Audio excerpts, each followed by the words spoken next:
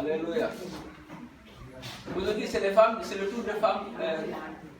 Et c'est Culte de famille. C'est un culte de famille. Éternel notre Dieu, nous te bénissons ce matin encore d'avoir nous rassemblés devant toi. Et nous te présentons ta fille bien-aimée. Utilise-la, Seigneur, qu'elle soit vraiment un canal de bénédiction pour chacun de nous ici. Saint-Esprit, inspire-la. Tout ce que tu as préparé pour ton peuple, tu connais chacun de nous, Seigneur. Et libère sa bouche au Seigneur, qu'elle ne se résiste pas dans ta parole. Seigneur, Éternel, donne-nous des oreilles fidèles, Seigneur, à écouter ta parole. Mais ce que tu attends de nous, c'est des pratiques.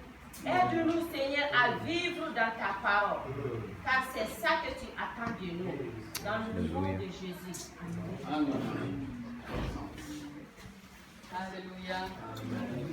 Salut celui qui est à côté de toi et dis sois dans la paix de Jésus.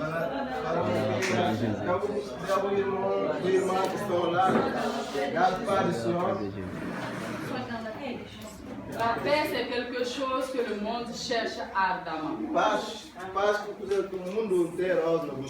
Tout le monde veut la paix. Et la Bible nous dit que Jésus nous donne la paix, pas comme le monde donne. Nous sommes dans un monde qui est vraiment troublé maintenant, où la paix est devenue très chère. Mais Dieu nous dit dans sa parole d'être toujours dans la joie et dans la paix. Je veux nous encourager ce matin que cette paix, Jésus a payé pour ça. L'homme a manqué la paix, mais Jésus a payé pour la paix. Parce que l'homme est séparé de Dieu. Lorsque nous lisons dans le livre de Genèse, la Bible nous dit comment le monde a été créé. Dieu a créé toutes choses par la parole. Mais toi et moi, Dieu ne nous a pas créés par la parole. C'est pourquoi tu dois savoir que tu es très important. Tu n'es pas n'importe qui. Parce que la Bible dit que Dieu a créé toutes choses par la parole. Il a juste parlé. Et les choses sont arrivées. Mais toi, tu n'as pas parlé. Il t'a formé avec ses mains. Parce que tu es précieux. Parce que tu es important. Et j'aimerais proclamer ce matin que la paix que Dieu a donnée, parce qu'il t'a aimé, soit véritablement ton partage. Que tu ne vives pas selon ce que tu entends, mais que tu vis selon la paix de Dieu. Alléluia. La Bible dit que Dieu nous a créés à son image. Et il a soufflé. Donc nous devons comprendre que nous ne sommes pas seulement physiques. L'homme a trois parties: esprit, âme et corps. Et lorsque Dieu nous a formés, le corps, il a soufflé dedans. C'est pourquoi la vie ne commence pas par la naissance et ne finit pas par la mort. Amen. Est-ce que vous comprenez ce que j'ai dit? J'ai dit la vie d'un homme ne commence pas par quand il est né bébé. Et ça ne finit pas quand tu es mort. Parce que tu es éternel. Dieu a soufflé en toi. Et Dieu, il n'est pas été créé. Dieu, il est esprit. Et son esprit en toi ne va jamais mourir. Et puisqu'il est éternel, et c'est son éternité qu'il a mis comme souffle en nous. C'est pourquoi quand un homme meurt, on dit il a rendu l'âme. Le souffle est parti. Parce que le souffle de Dieu en nous ne va jamais mourir. C'est pourquoi nous sommes éternels. Maintenant, c'est le corps qui va mourir. C'est le corps qui est ici. C'est pourquoi tu commences dans l'éternité en tant que souffle de Dieu. Et lorsque tu viens au monde en tant que bébé, ton esprit existait déjà. Lorsque tu viens comme bébé au monde et les hommes te voient physiquement, on pense que tu viens de naître. Mais tu es éternel. Parce que le souffle de Dieu dans notre vie est éternel, ça ne meurt pas. Et un jour, ce corps par lequel tu es venu au monde, ça va mourir et on va enterrer. Mais l'esprit va où? la question. Eu que pergunta. Nous sommes esprit, âme et corps. Nós somos espírito, alma e corpo. Et lorsque un jour, Se dia agora, on entend que les gens sont en train de mourir, se não abrir dia, et nous savons tous qu'un jour notre tour va venir. Dia La question primordiale ce matin, pergunta, c'est lorsque tu meurs, le souffle, esprit qui est en toi, ça va où? pergunta que era bom, se vous mourrez, de vida, de fogo, Pourquoi nous devons réfléchir? Le temps que nous sommes sur la terre, nous devons être conscients de ce que nous ne sommes pas seulement physiques. On te voit, mais dedans là, à l'intérieur de toi, il y a quelque chose qui ne va jamais mourir. Donc quand tu vis, il faut réfléchir à ce qui est en moi qui est un jour ça va où? Ça va aller où? C'est ça la crainte de l'homme. C'est ça qui empêche l'homme d'avoir la paix.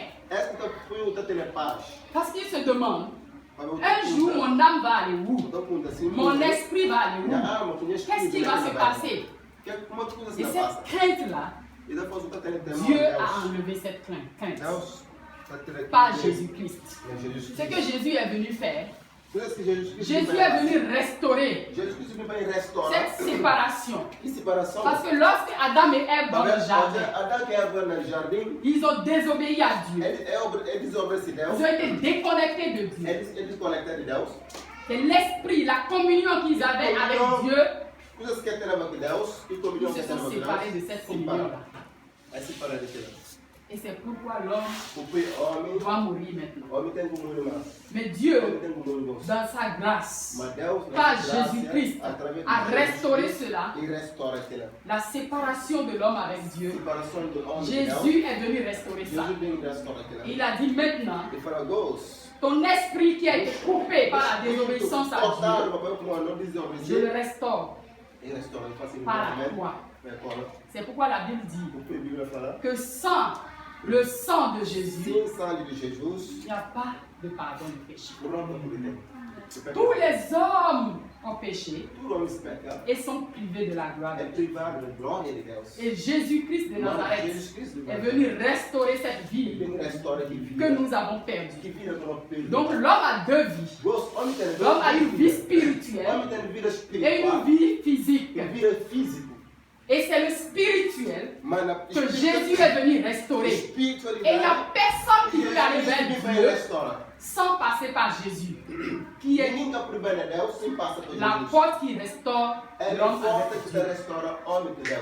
Est-ce que nous sommes ensemble? Donc il n'y a personne sur la terre qui peut atteindre Dieu sans passer par Jésus. Donc lorsque la question de où va mon esprit après la mort, c'est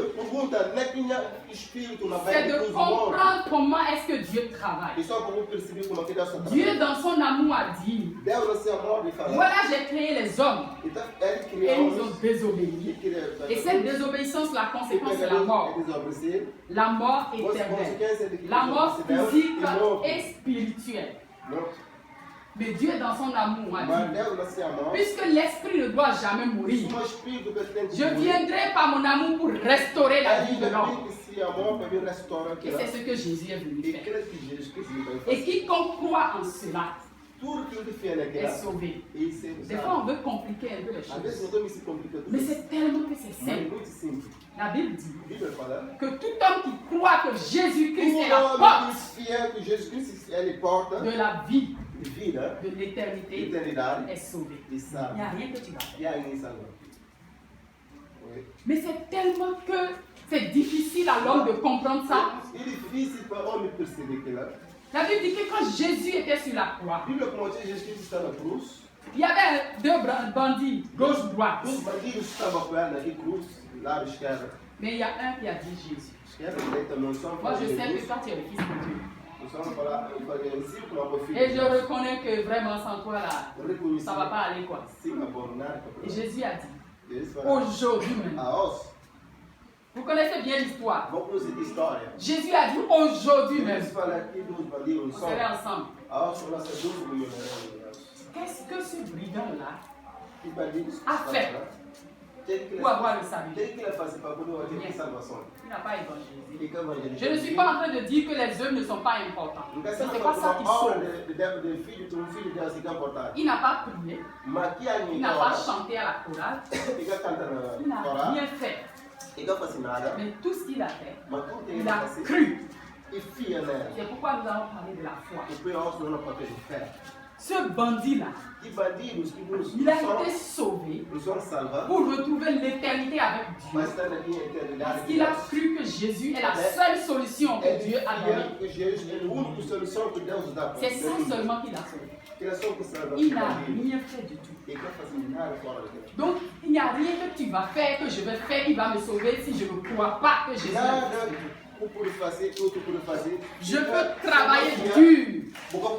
Et si un jour, je ne crois pas que Jésus est le chemin, la vérité et la vie, tout mon travail est zéro. Donc c'est la foi en Jésus-Christ, le Sauveur, qui sauve.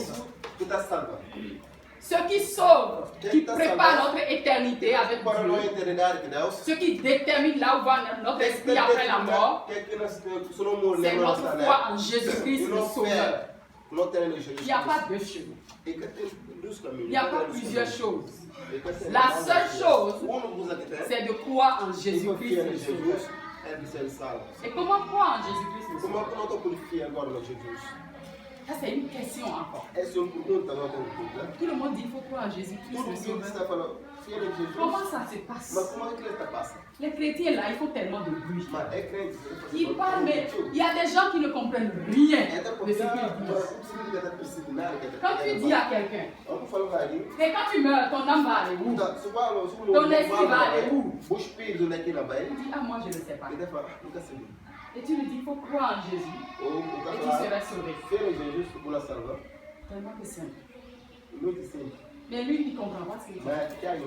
Mais la dame, elle dit quoi? Et le monsieur, là, qu'est-ce qu'il dit? Nous, nos pères, ont sacrifié des sacrifices d'animaux. Ils ont tué tellement d'animaux pour le pardon de nos péchés. Chaque année, ils sacrifient des animaux pour verser le sang sur les fétiches, pour demander le pardon pour toute la famille. Pour que la famille soit protégée, pour que la famille puisse aller bien. Et un jour, toi, tu te lèves et tu viens devant moi et tu me dis que non, que c'est Jésus-Christ qui sauve. Donc ça veut dire que les sangs que nos parents ont versés, ça ne sauve pas.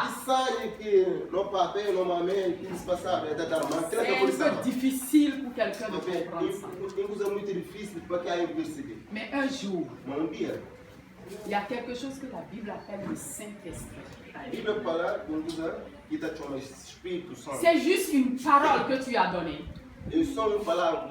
pour dire que c'est Jésus qui est le Sauveur. Mais la personne ne comprend rien. Qu'est-ce qui va permettre qu'il puisse comprendre? Qu'est-ce qui a permis que je peux te parler de ça aujourd'hui? Qu'est-ce qui a fait que tu es assis et tu es chrétien?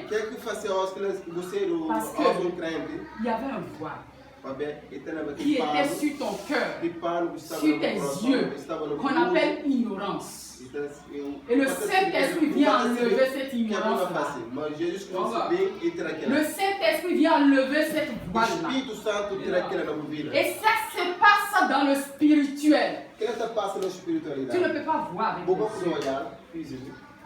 C'est comme l'Esprit de Dieu en toi que tu ne vois pas. C'est le corps que tu vois, mais tu ne vois pas l'Esprit. Mais la puissance de Dieu accompagne cette parole. Que toi tu dis à la personne que c'est Jésus qui est le Sauveur. Et tout d'un coup, il rentre en lui-même. Il commence à pleurer. Est-ce que ça vous est arrivé un jour de dire à quelqu'un, mon frère, ma soeur, Jésus t'aime et il est le seul sauveur. Et tout d'un coup la personne se fend. Est-ce que c'est toi qui l'as frappé? Parce qu'il y a quelque chose de spirituel qui s'est passé. Il y a quelque chose qui s'est passé que toi tu n'as pas vu avec tes yeux. Qui a permis à la personne de comprendre que je ne peux rien sans Dieu, que j'étais perdu sans Dieu. Et si la puissance du Saint-Esprit ne nous accompagne pas, nous pouvons parler de notre foi. Ça n'aura pas d'effet. Ça ne va rien faire. Mais lorsque la puissance de Dieu t'accompagne, tu dis à une personne te regarde et il se dit, mais qu'est-ce qui se passe? Parce qu'il voit la lumière de la vie de Dieu. Et le voile a été enlevé par la puissance du Saint-Esprit dans sa vie. Et il peut croire à Dieu, tout en sachant que le sacrifice des animaux, leur sang n'a pas pu faire quelque chose. La Bible nous dit dans le livre des Exode, chapitre 12,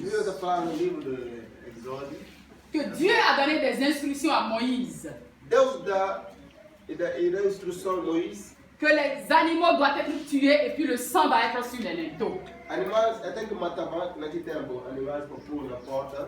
Mais ce sacrifice qui va être fait, c'est en train de préfigurer le sang de Jésus qui va être vraiment une protection pour l'homme.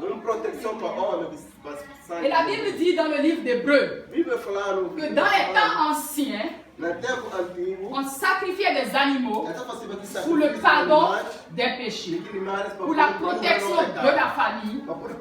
Mais Dieu a choisi pendant ces temps-là qu'on ne va plus sacrifier des animaux pour le pardon des péchés, qu'on ne va plus sacrifier des animaux pour la protection. Mais ça serait le sang de Jésus qui va être le sacrifice vivant. C'est le sang de Jésus qui va crier en notre faveur.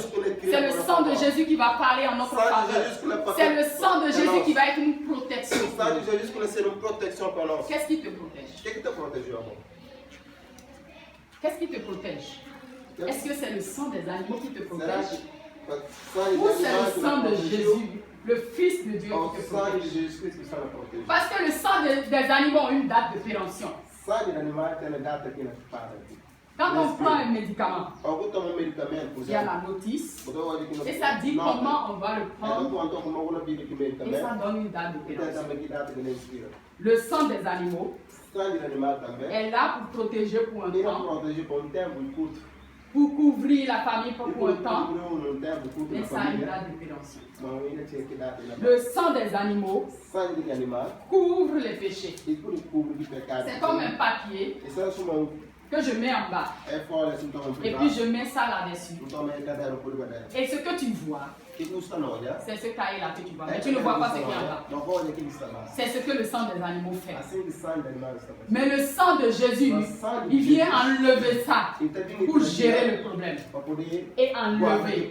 Et effacer complètement le problème.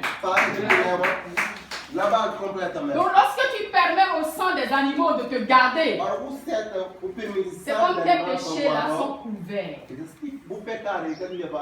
ça apaise un peu la conscience. Et un jour, ça revient. Mais le sang de Jésus ôte le péché du monde. Le sang de Jésus libère. Et le sang de Jésus délivre. Mais c'est pas la foi. Il faut croire. Nous n'avons jamais vu le sang de Jésus en train de laver nos habits. Nous n'avons jamais vu le sang de Jésus en train de laver nos